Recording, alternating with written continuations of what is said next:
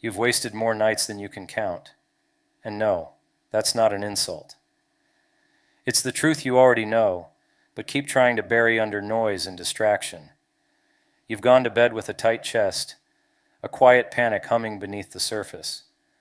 That strange emptiness that doesn't go away, no matter how many videos you scroll through, or how loud the background noise gets. And still, you repeat the pattern. Same morning, same thoughts, same excuses, waiting, as if life is going to show up one day and tap you on the shoulder with a magic wand. Newsflash, it's not. There is no divine intervention coming. There is no special moment when the stars align. You are the moment. You are the alignment. You are the damn permission. But you've been trained to wait, to overthink, to rationalize your fear into something that sounds intelligent. Now's not the right time. I need more clarity. I just have to get through this week. Lies. Refined, elegant lies. And the worst part? You believe them. Not because they're true, but because they're comfortable. They give you an excuse to stay exactly where you are. Look around. Look inside. You know something's wrong. You feel it when everything gets quiet. That haunting voice that whispers, "This isn't who I'm supposed to be." But you drown it out, don't you? With noise, with plans, with distractions, dressed as productivity. Here's what no one tells you. Change isn't graceful. It doesn't show up gently with soft background music. It breaks down the door and demands that you choose.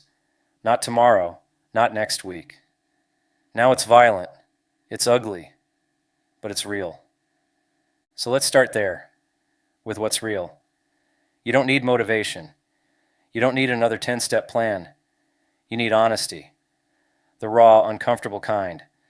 The kind that forces you to look at your life and admit, this isn't it. That moment, that's the beginning, not the end, not the collapse, the ignition. You are not stuck. You are just sedated. By fear, by comfort, by waiting for permission that will never come. So if you're still here, good. Because that means something inside you is still alive, still fighting, still ready. The only question is, will you answer the call, or will you keep hitting snooze on your own story? You keep telling yourself the same story. I'll start when I'm ready. But that day never comes, because readiness isn't a feeling, it's a decision. And deep down, you know it. You've just built an entire belief system to avoid acting on it. Every morning you wake up tired, not just from lack of sleep, but from the weight of everything you're not doing. And so you distract yourself, you dive into routines, you answer emails, you clean your room, you stay busy, so busy you can almost convince yourself you're making progress, but you're not. You're orbiting, spinning in place, talking about change instead of living it, planning instead of moving, waiting for life to feel perfect before you start rewriting the mess you've helped create. That's the lie. And it's everywhere, in your thoughts, in your habits, in the words you speak. It's just not the right time. I need to figure things out first. I'm too tired. But the truth is, you're not tired. You're drained by your own avoidance. You're exhausted from the energy it takes to pretend you don't hear the voice inside screaming for more. Because let's be honest, you do hear it. You hear it when you scroll endlessly and suddenly realize an hour has passed. You hear it when you catch your own reflection and feel that sting of shame.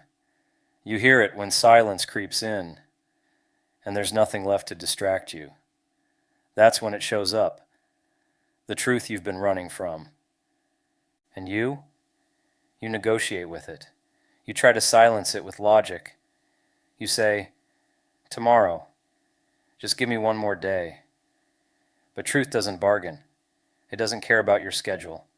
It waits, and it watches, and it grows louder the longer you ignore it. Here's what most won't admit. We lie to ourselves because it's easier than being honest. It's easier to live in delay than to face the discomfort of starting over, of admitting we've wasted time, of confronting the fact that we've been the architects of our own stagnation. But here's the twist.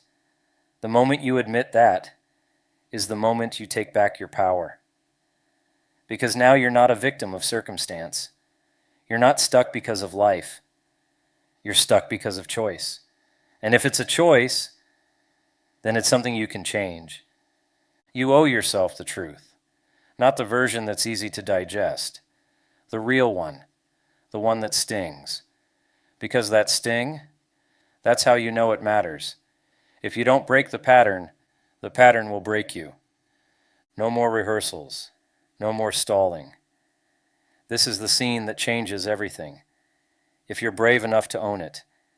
Everyone keeps waiting for motivation, that lightning bolt, that movie moment spark, the perfect alignment of mood, music, and morning sunlight that makes you finally get up and do the thing.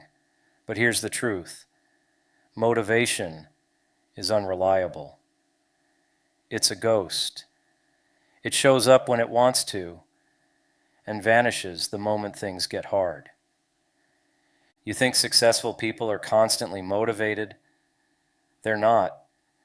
They just got tired of being ruled by their emotions. They stopped negotiating with themselves because motivation is a feeling, and feelings lie. They tell you, not today. They convince you that scrolling for an hour is self-care, that rest is productive, even when you haven't done anything to earn it. The myth of motivation is what keeps you stuck. It makes you wait. It makes you passive. It tells you to prepare instead of perform, to read one more book, to watch one more video, to get inspired just one more time.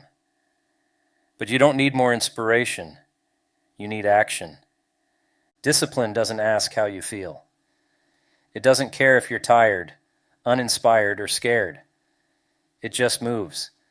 And that's the difference between those who change and those who don't. The ones who change, they move without permission. They act even when everything inside them screams for comfort. Because the hard truth is, action creates motivation, not the other way around. You don't get the energy first and then move. You move and the energy follows. You act and clarity shows up. You start and momentum builds. But none of that happens if you're still sitting around waiting to feel ready. You're not unmotivated. You're addicted to comfort, addicted to the illusion that one day it'll all feel easy, but it won't. Not at the start, and that's okay. You're not supposed to feel ready. You're supposed to act anyway. Motivation is a mood. Discipline is a mindset. One fades with the weather, with your energy, with the time of day. The other shows up no matter what, because it's not about how you feel. It's about who you are becoming. Every single day you wait for motivation is a day you reinforce weakness. A day you tell your brain that it's okay to let feelings lead. And once that becomes a habit, discipline dies. So kill the myth. Let go of the fantasy version of yourself, the one who wakes up smiling and inspired and ready. That person doesn't exist. What exists is you, right now, in this moment, with or without motivation.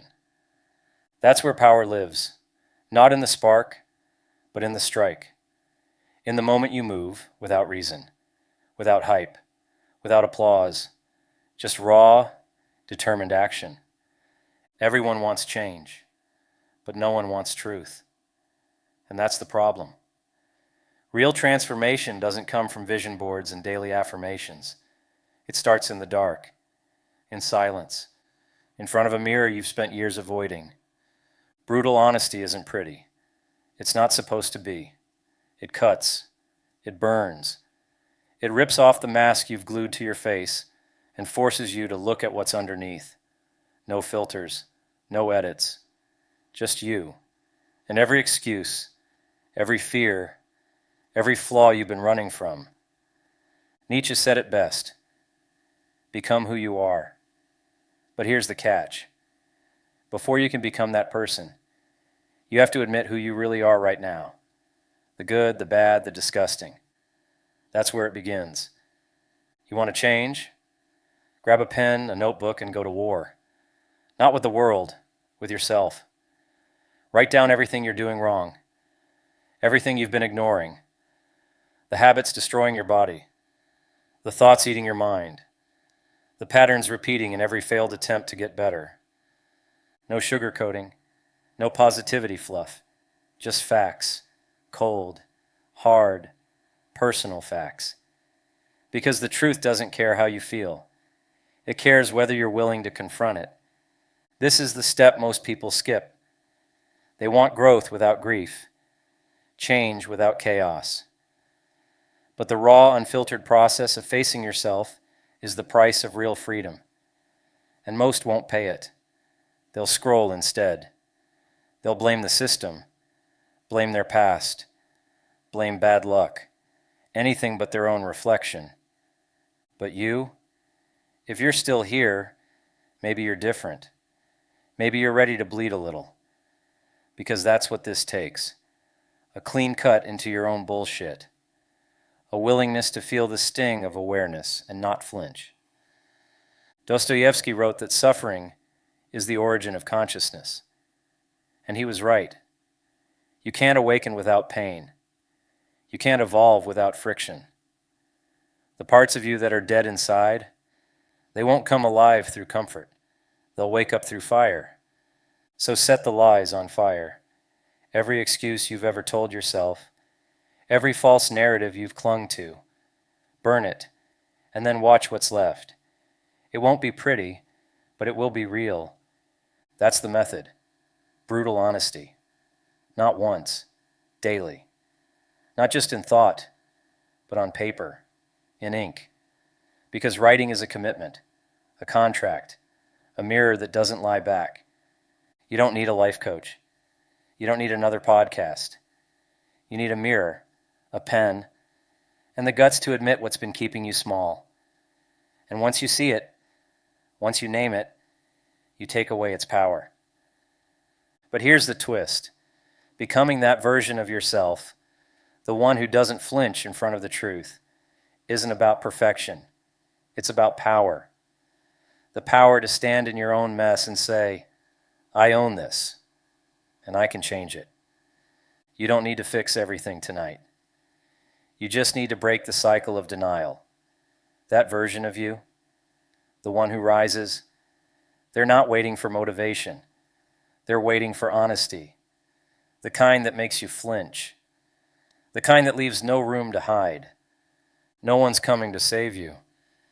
But if you dare to look honestly, really look, you'll realize you never needed saving. You just needed to stop lying to yourself. There's something about the night, something raw, something honest. When the world goes quiet, so does the performance. The mask falls off, the distractions fade, and for once, you're left alone with yourself. That's why the night feels heavy. It's not the darkness outside, it's the silence inside, the one that forces you to face everything you've been avoiding all day. There's no noise loud enough to drown your own thoughts at midnight. And that's exactly why it matters. The silence of the night is your truth serum. It strips you down, and if you dare to lean into it, it can become your greatest tool. Because it's in those quiet hours that the editing happens, the real kind. Not cutting clips, cutting lies, not tweaking visuals, tweaking your life. You want to change your story? Start editing. Grab a notebook and write. Not for social media, not for aesthetics, for survival, for clarity. for the raw, bloody truth that only shows up when everyone else is asleep and you have nowhere left to hide. Write what hurts. Write what's broken. Write what you're ashamed of. Not to dwell, but to release. To name the poison before it spreads. To purge the chaos before it owns you. Most people don't fear failure. They fear the mirror. They fear being alone with the thoughts they've buried under meetings, noise, scrolling, fake smiles. But until you face that silence, nothing changes. You can read all the books. Watch all the motivational videos. None of it works if you're still running from your own voice. The night doesn't lie to you. It whispers what daylight helps you ignore. You're not okay. And pretending you are is what's keeping you stuck. So use the night. Turn it into your editing room. Revisit scenes that no longer serve you. Rewrite the dialogue you've been reciting for years. Kill off the characters who only bring drama and delay. Recut the script of your identity. You don't need to know how the movie ends. You just need to direct the next scene differently. You think the silence is your enemy, but it's not. It's your invitation, your reminder, your rawest reflection. You just have to sit still long enough to hear it speak. And when it does, don't argue, don't run, listen. That's when you'll know what really needs to change. Not what looks impressive, not what sounds productive, what actually matters, what's been suffocating you quietly while you pretended to be fine. Every night is a door. Most people sleep through it. But if you're willing to sit with the discomfort, to write when it hurts, to face the mirror when it's hardest, you'll find what most never will, your real self. And from there, everything changes. Everyone thinks change has to be this giant, dramatic transformation. Burn your life down, move to a new city, quit your job, go viral. But that's not how real change works. Real change starts small, so small it almost looks invisible from the outside. It's not the big moves that shift your story. It's the quiet decisions made when no one's watching. The moment you finally set the alarm and actually wake up.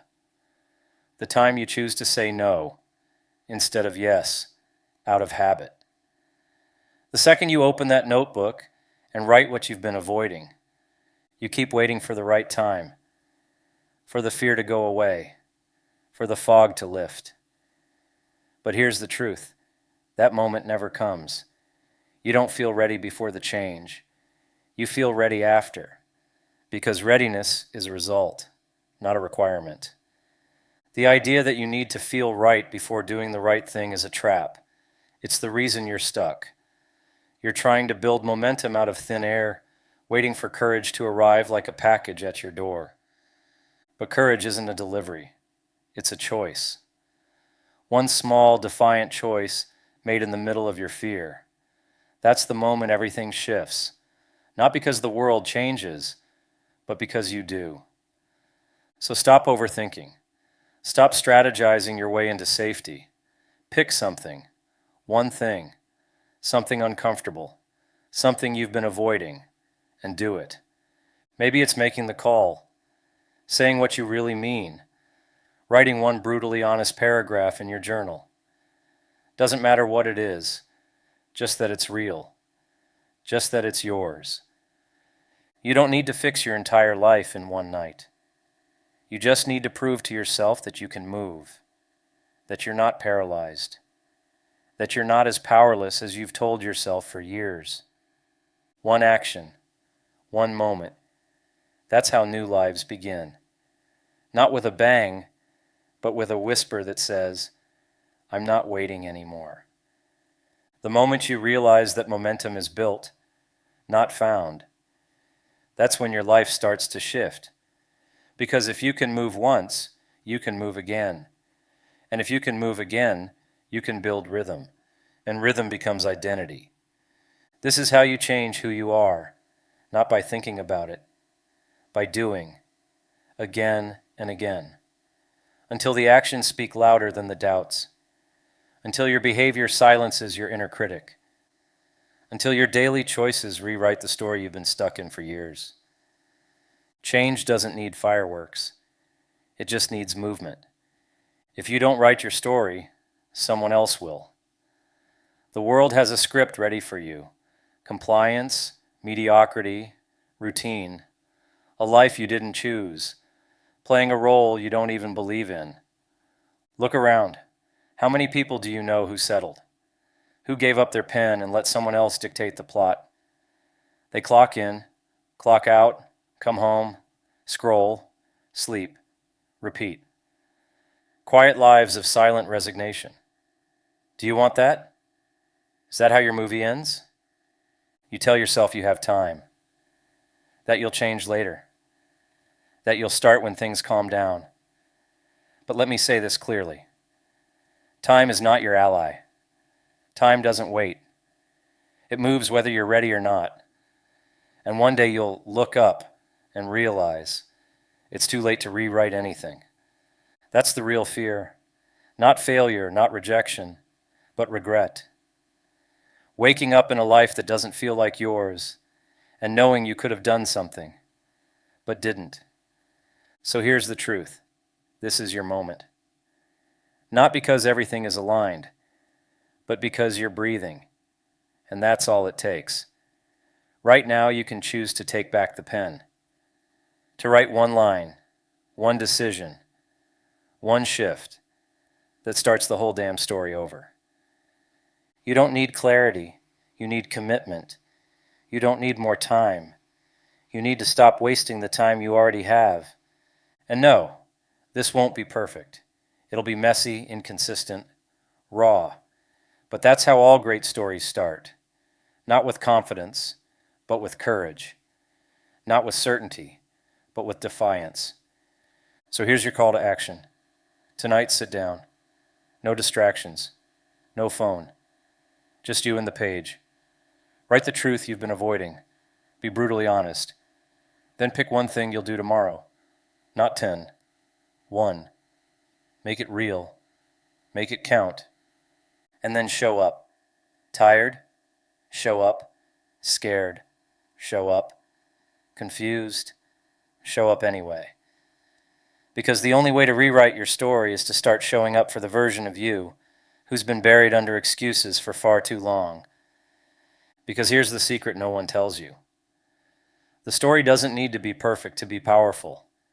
It just needs to be yours, raw, flawed, true. That's what resonates. That's what changes lives, starting with your own. And maybe no one will see the work at first. Maybe no one claps. But that doesn't matter. You're not doing this for applause. You're doing it to finally breathe, to finally live. If you've made it this far, it's not by accident. Something inside you already decided. Now all that's left is action.